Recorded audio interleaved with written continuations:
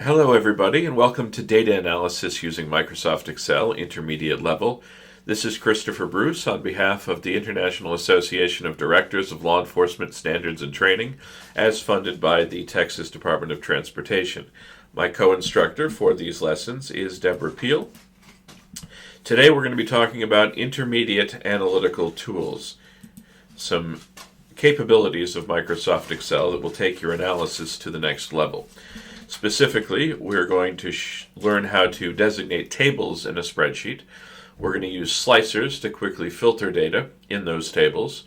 We're going to see some of the mapping capabilities that are native to Excel that don't require us to go outside into a separate GIS application. And we're going to apply various calculations to tactical analysis forecasting. So let's jump right in to a data sheet I have here of crashes in Galveston County between 2019 and 2021. I downloaded this from the State Crash Record Information System, CRIS, and I want to do various types of analysis with it. Now, if you took the basic class, you heard me explain how if you have data in a spreadsheet like this, ideally you just want to have the headers with the column titles and the data itself, not any kind of extraneous information up here like these header rows that it gives us when we download the data from CRIS. And by the way, I've already converted the CRIS download, which was in comma separated value CSV format, into an Excel spreadsheet, so I've already done that. But I did not delete these header rows, and normally I would recommend that we get rid of these and just have the data. But there are times when you're working with data that you want some, extraneous information outside of the data table. Maybe you want to do some quick calculations like the average latitude and longitude or the average time the crashes occurred, or what percentage of crashes are between a particular time. And in order to do that, we could move it into a pivot table or create a copy or so forth, but sometimes I don't want to do that. I want to do it right here in the same sheet that has my data. But if I do that, if I start entering all kinds of data in these cells up here, or below or to the side of my data, then when I go to do things like sort or add a pivot table, or do anything else that requires filtering, that requires an analysis of that data, Excel could get confused and try to include the extraneous information outside of the data table within the data table itself. Excel's gotten better and better about understanding when data is in a table like this. And for instance, if I sort by the crash ID here, in this table, if I sort by this column, I'm pretty sure Excel is going to figure out that I'm in a data table here and not sort the information in the header. Let's check it out. Yeah, see, so it got it right. So it's getting better and better about that, but sometimes it gets it wrong. And so in order to avoid that, what we want to do is tell Excel explicitly that this data down here is in a table. And therefore, it'll treat that separately than anything else that we have in the spreadsheet above, below, or to the side. And so in order to do that, I'm going to click within the table. It doesn't really matter where, but somewhere within it. And then I'll go up here to the Insert menu and choose Table. And Excel asks me, what is the data range, what is the cell range for the data that's in the table? But it generally figures it out. It kind of scans the adjacent cells, and it gets it right most of the time. If it doesn't, I've got to go in here and edit these ranges. But in this case, it got it right from A11 all the way down to the bottom of the sheet and to the far right, which is in O, 24,995. That's the last cell in the sheet. So yes, it figured it out correctly, but if it didn't, I could make adjustments here. Notice that it only got it right because I was clicked in the table. So if I started up here, for instance, and I chose to insert a table, it wouldn't have any idea what I was trying to do. And in this case, it suggests to you that only this one cell is going to make up that table. So if we want to be clicked in our data range, insert table, and then manually adjust if necessary. In this case, I don't need to adjust it, so I hit OK. And you can see what happens. It formats the data in the table differently. It has alternating shading, so it's easier to scan across a particular row. It puts a header row up at the top. with filters for all of our column names. And by the way, that was, I don't know if you noticed that, but that was a setting when I went to insert the table. Right? My table has headers. Right? So if I uncheck that, it doesn't adjust it, but it would have treated the first row as if it had data, just the same as the data below it. But by designating specifically that your table has headers, it understands that the top row are labels, are field names rather than data itself. And so it puts filters on those column titles, just like if we had no other information in the sheet and just added the filters ourselves. But as we're going to see, it helps to have this information, this range of cells, explicitly designated as a table. For instance, and I can't think of a really good example of why I'd want to do this, but imagine up here, I add some additional numbers. I've got a bunch of additional numbers, and I want to sort these numbers in ascending order. Right? And so when I go to apply my sort, I've added the sort smallest to largest to my quick access toolbar here.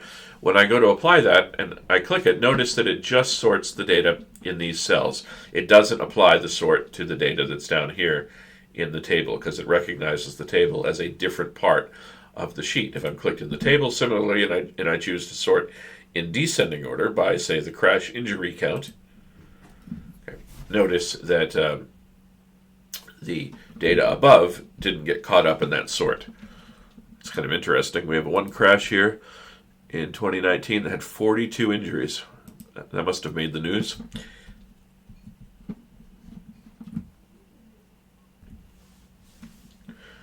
You may notice that when you click in the table, you get a table design ribbon up here at the top. So let's click on that and see what we got. So there are a lot of things you can do here on the ribbon. You can change the formatting here if you don't like the default formatting that it applied to the table. More importantly for now, you can rename the tables. So it named mine by default table 3. You might have table 1. I might have done a couple as practice, but in any event, whatever it's put in here, maybe we want to rename this something like crashes. Now, in giving it a new name, you cannot have a space in the name. And as we're about to see, you probably want to make the table name as short as possible. In fact, if I know I'm not going to have any other data in the table, I just might want to name it something like C, because we're going to have to type it, and the less we have to type, the better. So let's do a couple things here above in the header rows above. I'm going to delete this first line here that says all crashes available using this tool, blah blah blah. I'm just going to delete that, and I'm going to put Galveston County crashes. And let's do some summary information on the total injury count. We can do this at the bottom, but of course it'll be way at the bottom of the sheet and hard to see. Might as well do it up here in the header. So let's say we want to know the total injuries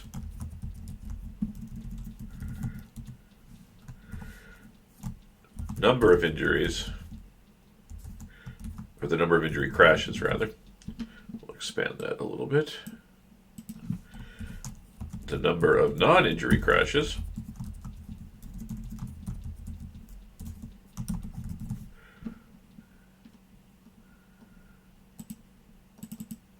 and actually that's enough for now. Okay, so I want to know the total number of injuries. Now, we've done this type of formula before. It used the sum function, right? So you would enter equals sum and open parentheses, and then the range of data that you want to sum. However, since the data is in a table, we don't need to enter the range like we typically would. It will work. We could enter F12 colon, and then I don't remember where it goes, so I'd have to scroll all the way down to the bottom here, F24,995. 995. And then we'd get the correct sum. But if things get moved around, columns get added and so forth, that's going to get messed up. And there's just a faster way to do it overall. And it's to reference the name of the field in the table. So what we can do instead is equals sum. And then watch this formula carefully. Let me zoom in a little bit even.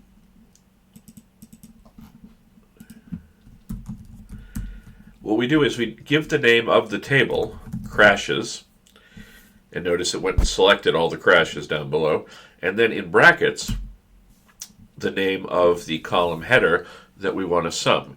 This, again, is where, you start to wish, wow, I wish these column headers had shorter names. But we don't have to type the whole thing, because as you can see, we get a list here that we can select from. So instead of typing crash total injury count, which we could do, but instead I can select it here from the list, crash total injury count, and then close the bracket, and then close the sum function. And then it gives me the sum of that field. So the point overall is where you would normally have a cell range referenced here, you can replace it with the name of the table and then following immediately in brackets the name of the field that you want to apply it to, and it will automatically apply your function to all of the cells in that column without you having to specify the specific range. The number of non-injury crashes. For this function, I'm going to use a COUNTIF. A COUNTIF function means we count the number of rows that meet a certain criteria. And once again, instead of specifying the specific range, I'm going to use crashes and then total injury count. Close the bracket. And then in comma, what I have to do is after the comma, because this one has multiple arguments, I have to put the criteria that I want it to count. And I'm going to say 0. I'm going to say greater than 0, rather. And so now it will count up how many rows have a value of greater than 0 in that column. Oop. I forgot I wanted that part in quotes. So the greater than 0 part I want in quotes.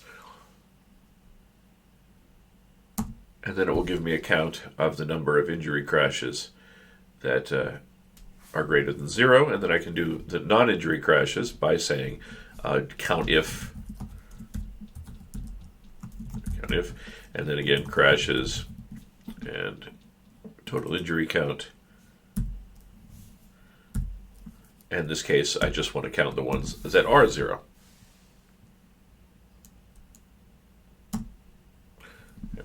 So now I've got 19,763 non-injury crashes, 5,221 injury crashes for a total of 7,377 injuries.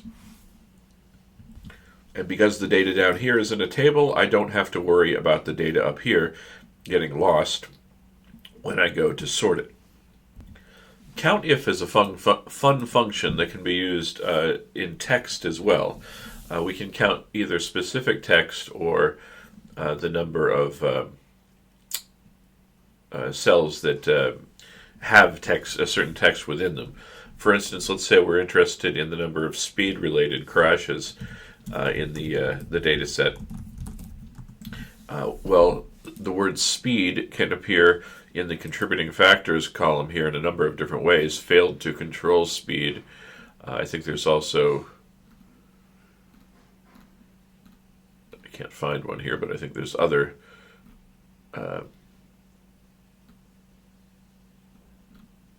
speed-related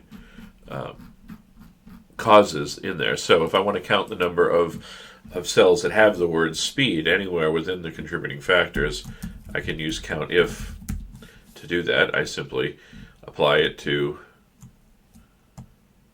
crashes, contributing factors,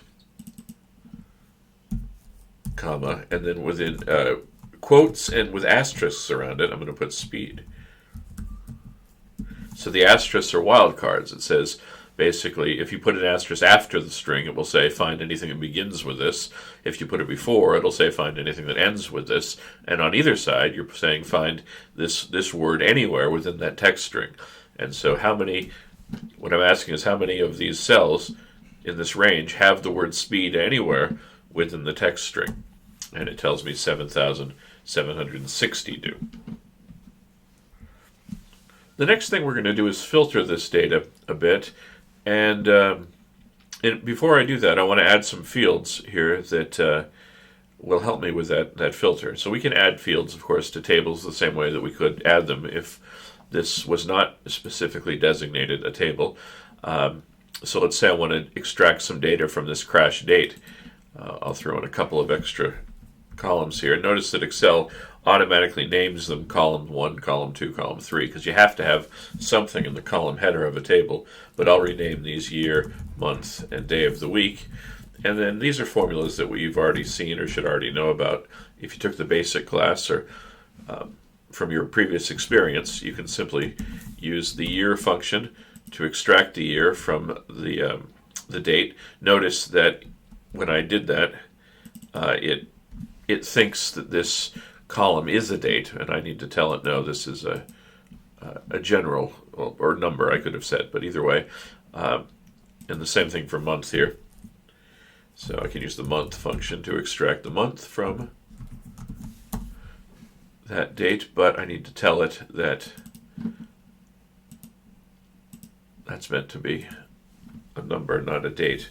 And for the day of the week, I'll use the text function to extract the day of the week. Notice that I don't have to fill it down. So when you've got the data in the table, Excel assumes that you want to apply the same formula to all of the rows, and it does the fill automatically for you. Now, we could have downloaded this data from Chris in this particular case, but there are times you have a data set like this where you can't. Okay. It's going to mess up my positioning here, but I'm also going to insert I'll insert the column here between I and J. And for the hour of the day, and the formula, remember, to calculate the hour if the time is represented as a number rather than a time and rather than text. So the formula to calculate the hour from this is to take that cell, take the integer of that cell divided by 100. And that gives us the hour of the day, so we can filter by that without having to do the entire time. That's good enough for now. And so now what I would want to do is add some slicers to this data. Now, we don't need to use slicers, but they're just a cute, handy tool that can help us if we're trying to do some quick analysis. So obviously you have the ability to filter the cells in your table using the filters that are available under the drop-down menus next to the column headers, right? So if I just want to find incidents that happened on Mondays, I can do it that way.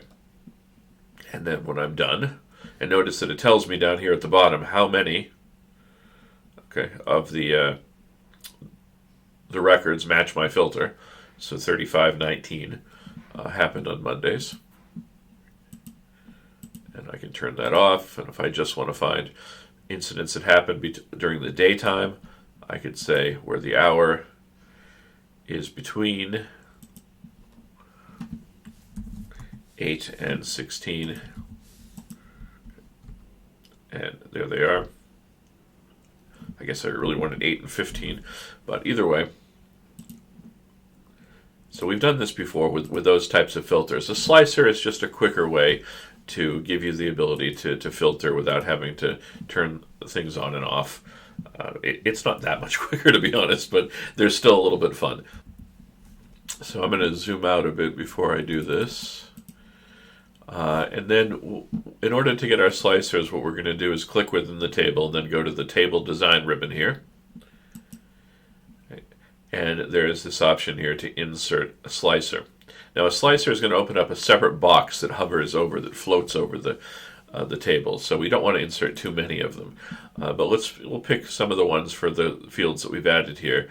The crash year, the month, the day of the week, and the hour.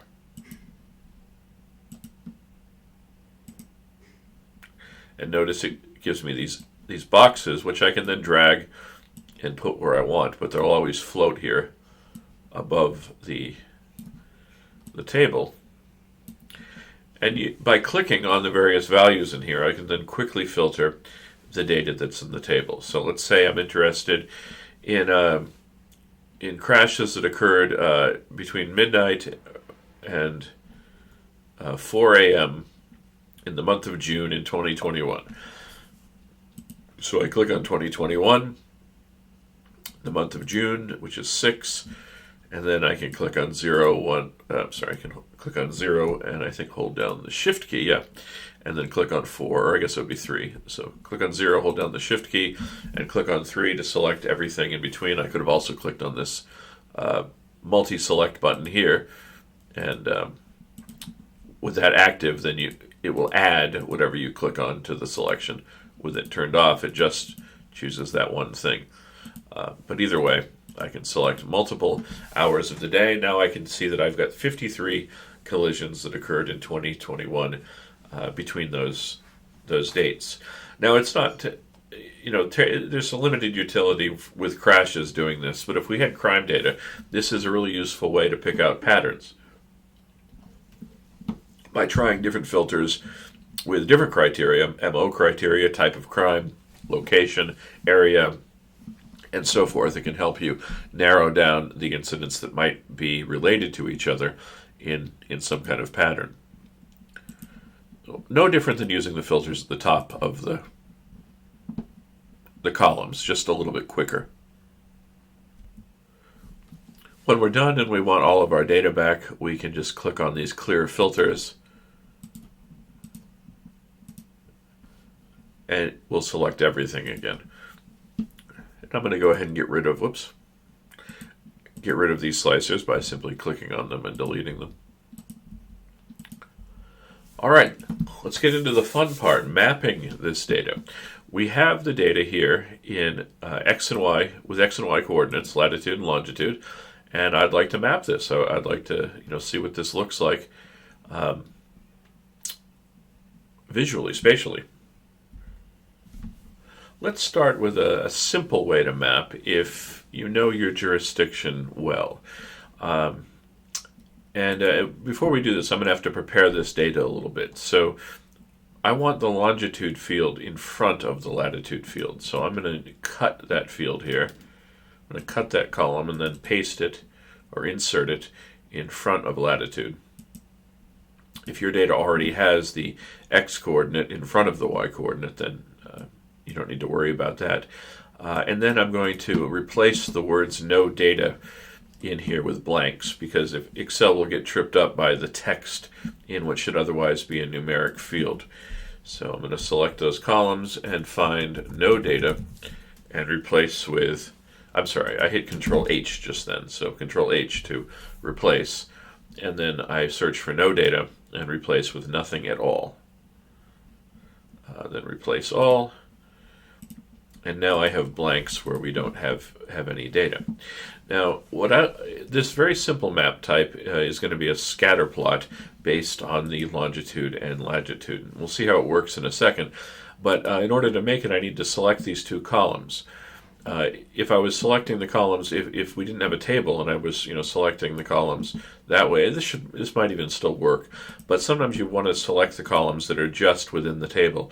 And in order to do that, if you move your cursor just to the top of your column header, see where it turns into this down arrow? It only does it for just a quick second, so you got to get it just right. But if you click when it's looking like that, and then I can drag over, I can select just the data inside the table columns. And now what I'll do is insert from the insert menu a scatter plot. So it's under here, under charts, and I'll choose the first one. And because I have the longitude and latitude in the correct order, it plots the longitude on the x-axis and the latitude on the y-axis and creates a crude, but somewhat effective map of the of Galveston County. So if I bring up a Google map of Galveston County here, you can see that it's basically the same shape as the data we see here, which makes sense, of course.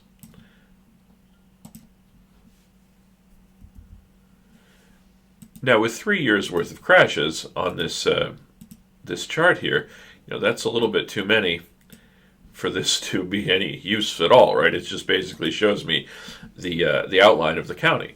But because I base this on the columns in a named table rather than just a data range, I can combine this with the filters and slicers available in the table in order to show only data that matches the criteria that I want to see. So let me go back and add some slicers back to the screen, such as the year, month, day of the week, and hour. And maybe I'll do the injury total as well. So that's a lot of slicers. There they are.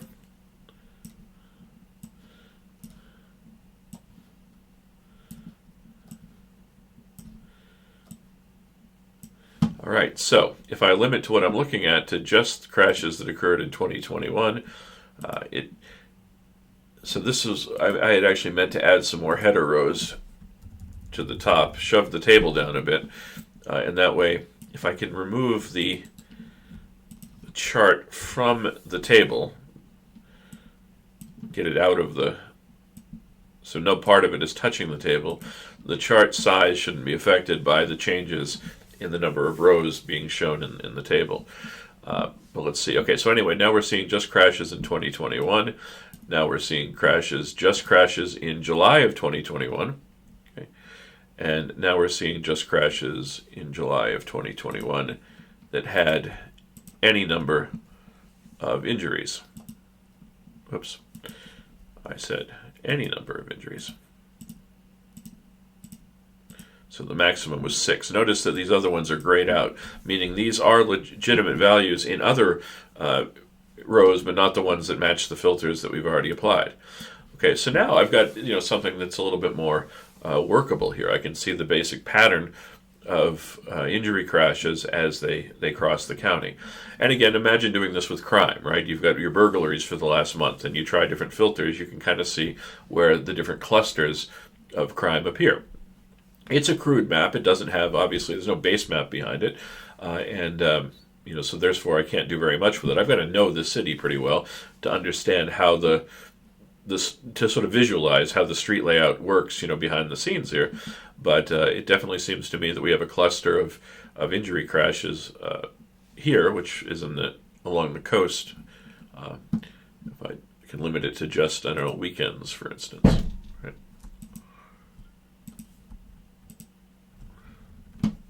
And there's just Saturday and Sunday crashes in 2021. Okay, in the month of July, that had any injury. So a combination of the slicers and this map can be, or this chart that kind of looks like a map, can be somewhat powerful. But obviously what we really want to do for mapping is actually depict the data, see the data on the map, with streets and everything else beneath it. So Excel, over the years, has added some pretty powerful tools for us to do that. Let's get all of our data back first. Get rid of the slicers.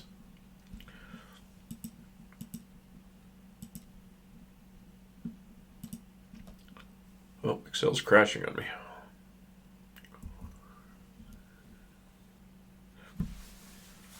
Okay, I've reloaded after a crash here, and we're going to then insert a map that actually does show us where the incidents are in relation to the street network. Now, under the Insert menu here, there's a number of map options, including Bing Maps, Maps, and 3D Map. And 3D Map is the one that we're going to include. These other ones, I have not been able to successfully get Bing Maps to work. I don't really understand how it works. And this Maps option here, you can use if you've already got your data in in some sort of aggregation by geography. Like, I don't know if I had just a quick example: Alabama 50, Massachusetts 100, Texas 300. I don't even know what I'm counting, but as just an example, here I can go to this maps thing, and it will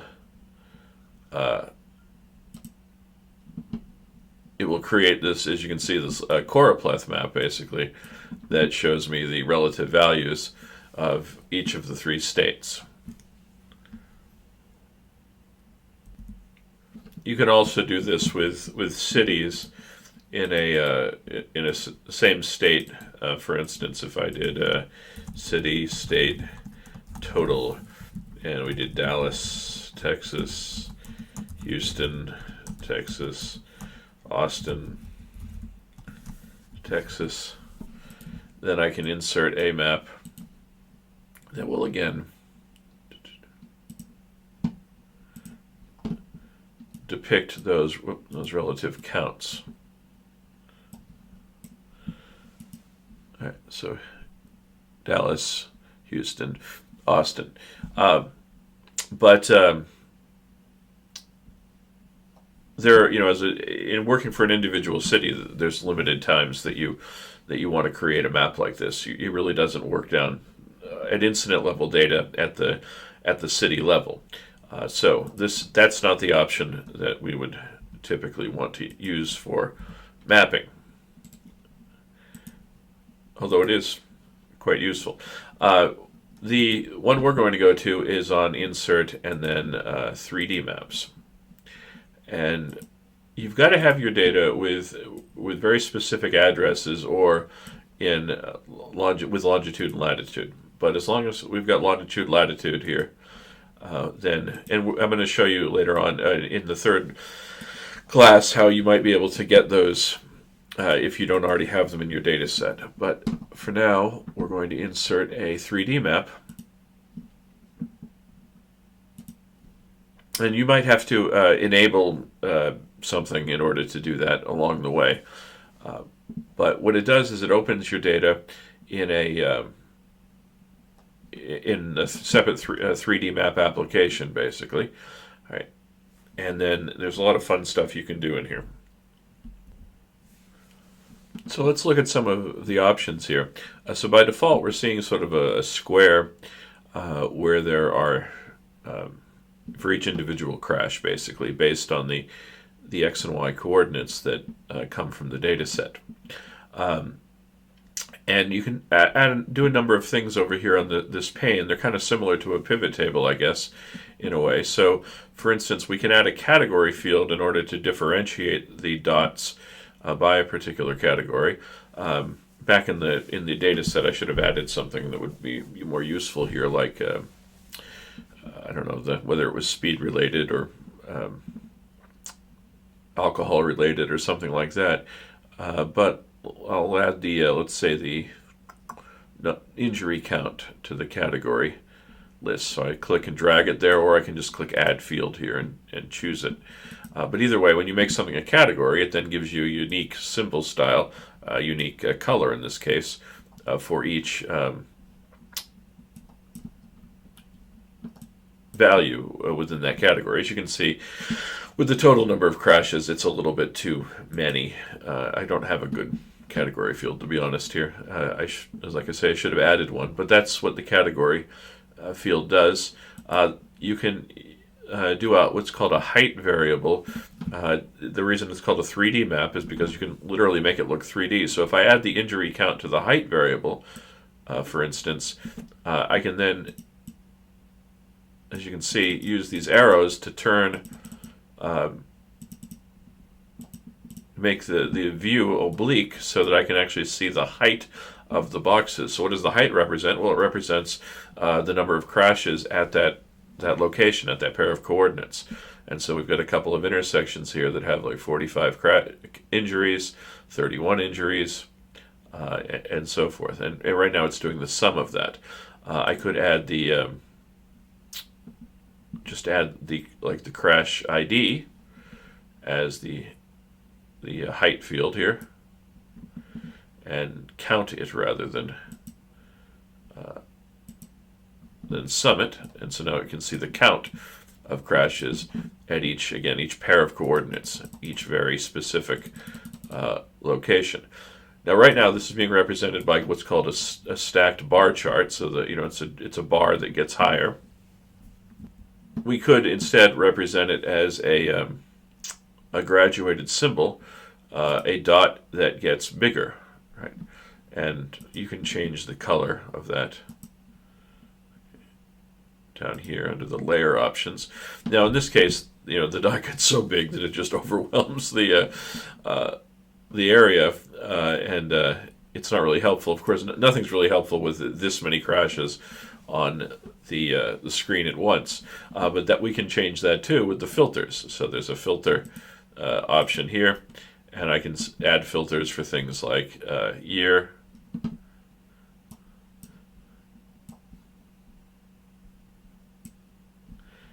and nope, not the sum. And I'll change that here to no aggregation, so that it's just showing me the literal years and the month. Same deal, no aggregation. Okay. And say the number of injuries.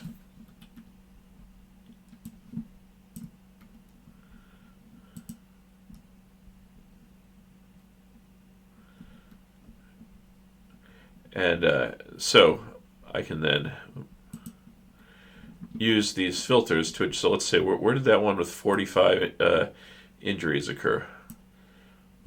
And I'm going to go back to my original representation here. Okay, so that happened right there. I'm going to get rid of that height variable. I just want to see the dots now. Okay, so there's that one crash that had 45 injuries, because I filtered it to only show me crashes that had 45 injuries. Well, let's say I filter it to only show me crashes that have between 1 and 45. So now I'm only seeing any crash that has any injury, and in this case, only for 2021. Okay. So you can see how these filters allow us to then limit what we're seeing on the screen. The most popular use of this type of mapping, and I'll let you to explore some of these other options on your own, but the most popular use of this mapping is going to be in the creation of hotspots. And that's one of the options that you get up here at the top of the screen with this heat map option here. So if we change the visualization to a heat map, it aggregates the data. It does sort of a smoothing.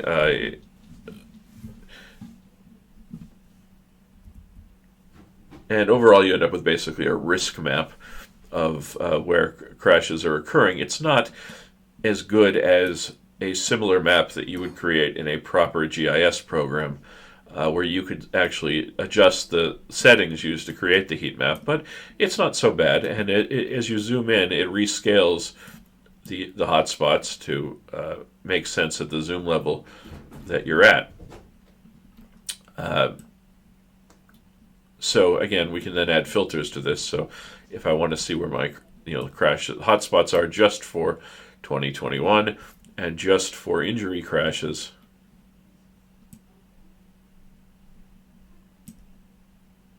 okay, I can do that. Now, if we go back to the original sheet here, let's say I want to add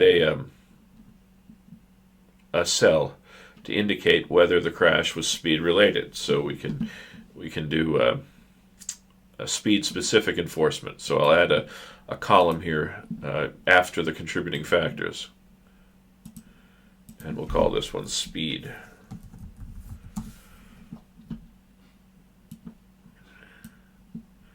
And I'm going to use a complex function. You'd think there would be a simpler formula to do what I'm about to do, but there isn't. So I want to know, does this contributing factors field anywhere contain the word speed? And so I just need yes or no, true, false. So I can use the search function in order to find the word speed in that cell. So that's how the function works, equals search. open, and then what you were searching for, in this case speed, and then a comma, and then what you're searching, in this case cell C12. And when I hit enter, it will send that down for the range of cells, and it will show me the position of the word speed if the word speed appears, and it will give me an error message if the word speed doesn't appear. So in order to then turn this into a binary field, true or false, yes or no, there's a couple of ways I could do it, but I think the fastest way is to wrap this whole thing into an isNumber function. IsNumber basically says, is it a number? True if it is, false if it's not. So if the find results in a number, it should say it's true. If the find results in an error message, it's not a number, so it's false. So if I just put isNumber and then just put an open parentheses and then a closed parentheses at the end, it should tell me a true where I have the word speed in a field, and false where I don't have the word speed. So there it is. And yep. Now, I don't know. No, I thought the word fast might appear in there, but I guess not. Okay. So speed works okay. So now if I go back to the map and I want to use that as a, say, a filter field to only find hotspots of speed-related collisions, it won't appear here automatically, but if I go to the refresh data option up here and hit that, after a second, it should pick up, my new field here, speed. And so now I can add that to the filters. So I'm going to get rid of the filters that I've got and add speed. Okay. And then because it's not a number, it's a categorical field, it will show me checkboxes here. And I can say only show me cases in which speed is a factor. And so now it shows me hotspots of just speed-related collisions during this period. Notice I also could have put this, instead of putting it there, I could have put the speed in as a categorical field, which I somehow seem to have lost.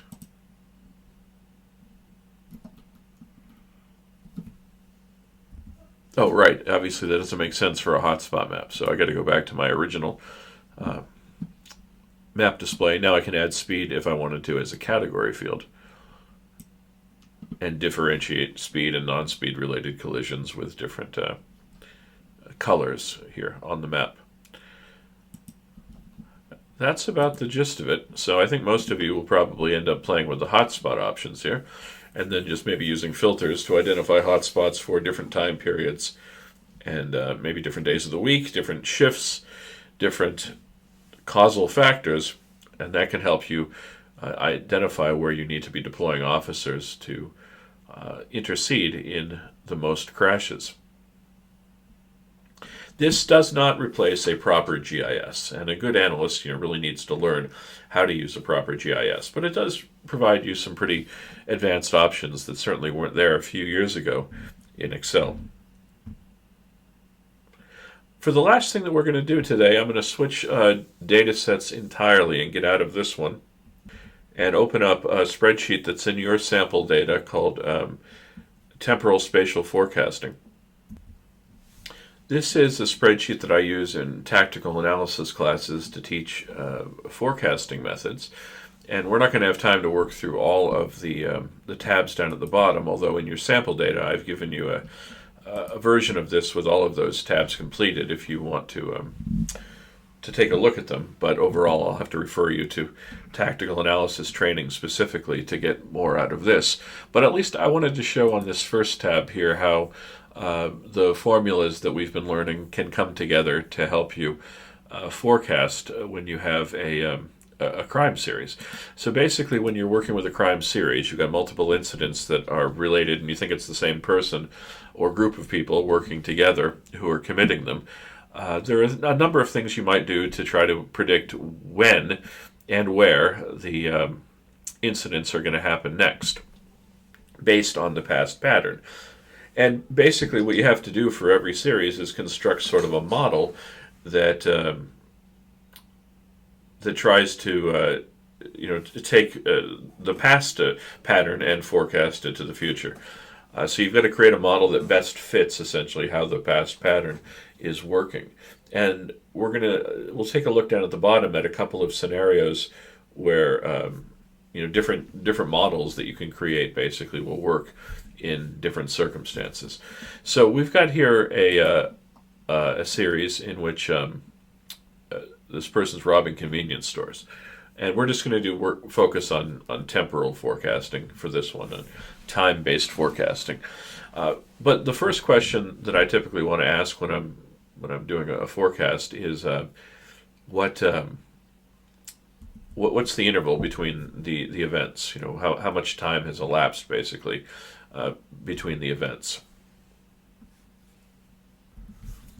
And I could ask that with the data that I've got here, but for a number of reasons, it's going to be more useful to take this date time field and extract it into two separate fields.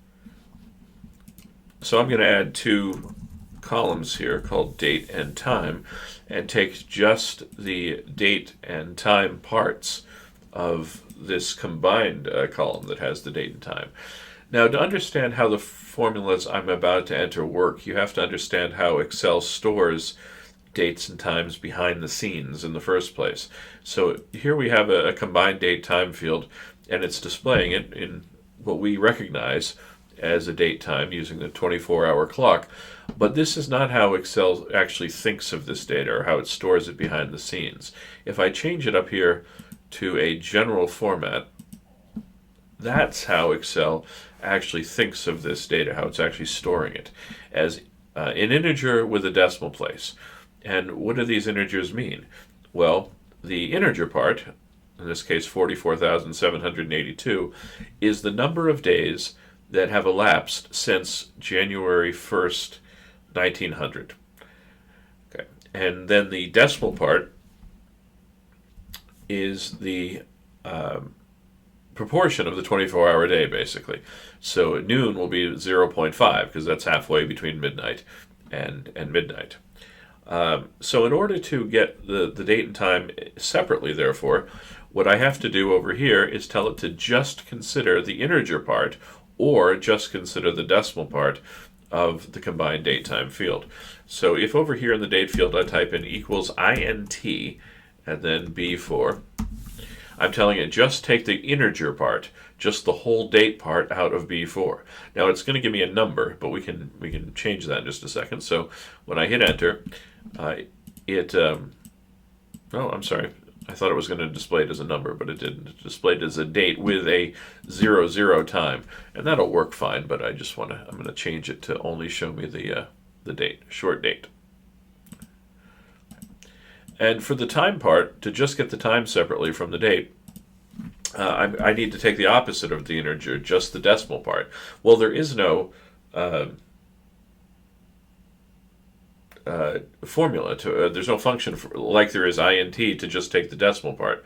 So what I have to do basically is take the original equals b4 minus the integer part of b4, and then that will leave me just the decimal part of b4. And this time, yeah, it represented it as numbers. But if I just go to my data up here and I tell it to represent that as a time instead, it will show me the time, just the time part of the combined date time field. And now I can do calculations on these two fields independently of the others, such as averaging the time or calculating the standard deviation of the time, just the time. Okay. So for the third field over here, I'm going to do the interval. And the interval is how many days has elapsed, basically, between the two crimes. And so I can't calculate it for the first one because it was the first crime. So I have to start with the second one, which is D5, and subtract D4.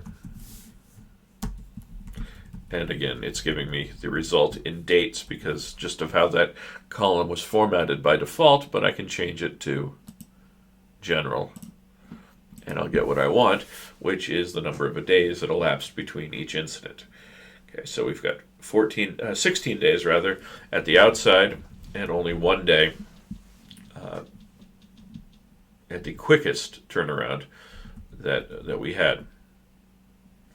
So what I want to do now is figure out what's the average. What is the average number of days that have elapsed? And I'm going to put the average title over here,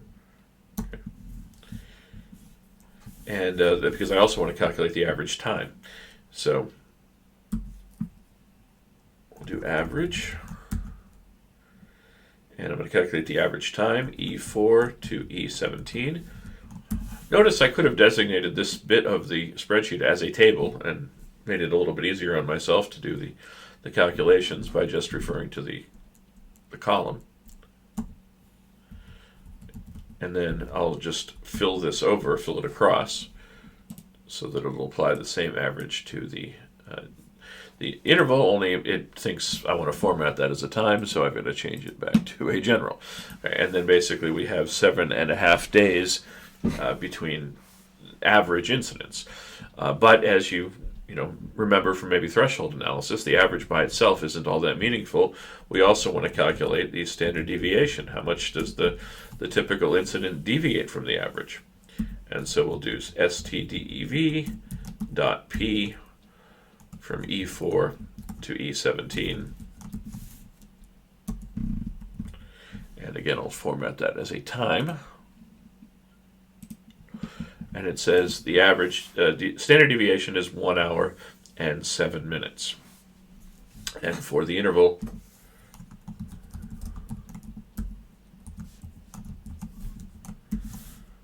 the standard deviation is basically 4 days. Okay. So that's a reasonably large range for the interval, but not so much for the time. And so now we can apply these calculations to try to figure out when the next incident is most likely to occur.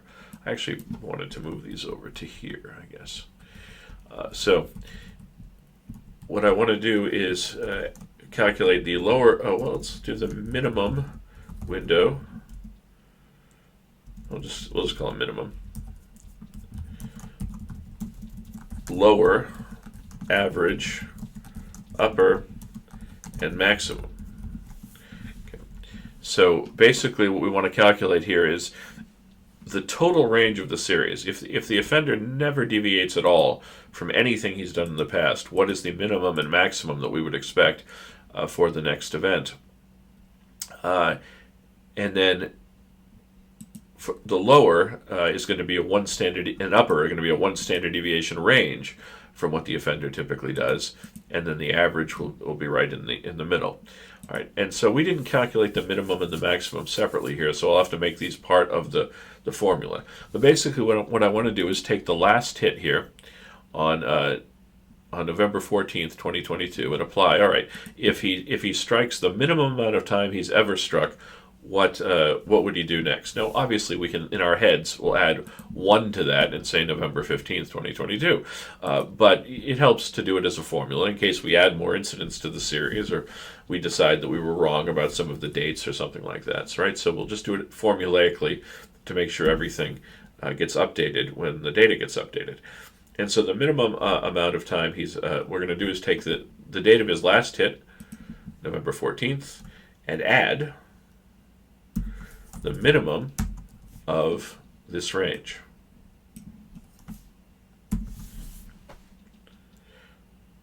And min, I don't think we've used min before, but it's a function that calculates the minimum value in a range. And then over here, on the maximum side, we'll take the date of his last hit and add the maximum value of this range.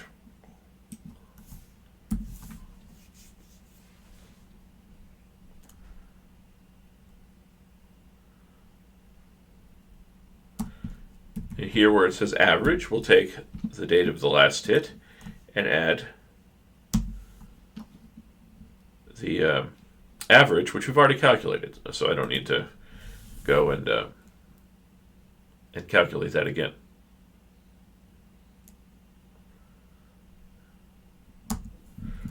For the lower window, we'll take this average and subtract the standard deviation.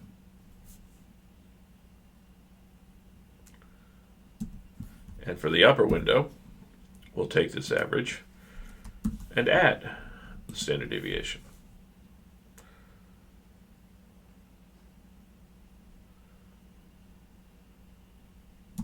And what do we get? Well, if he doesn't vary from his previous pattern at all, if we wanted to be the most accurate but the least precise, we would say this offender is likely to strike again between November 15th and November 30th. But if he does what he does most of the time, about 68% of the time, we're going to say he's going to strike again between November 17th and November 25th. So it's a 2-week window versus a 1-week window. And the second one is less likely to be accurate, but more likely, but is more precise, and gives us more to work with if we wanted to do something that requires that level of precision. Now, for the time, well, it's a little bit easier because all I have to do, I don't need to worry about adding the times to the last incident, right? I just can calculate them in raw format. So the minimum time he's ever struck, the maximum time that he's ever struck,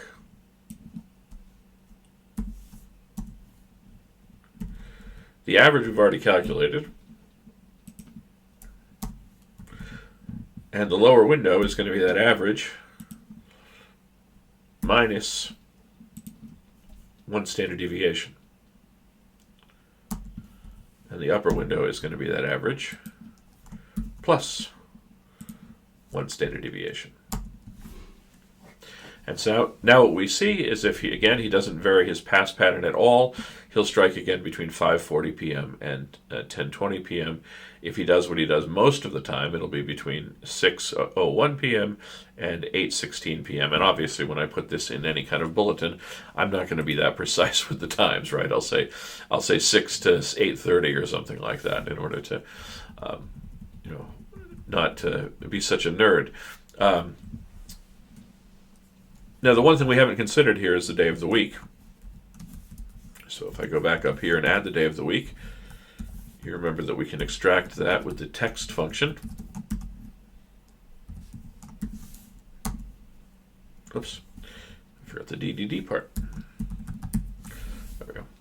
And so I can extract that day of the week, fill that down,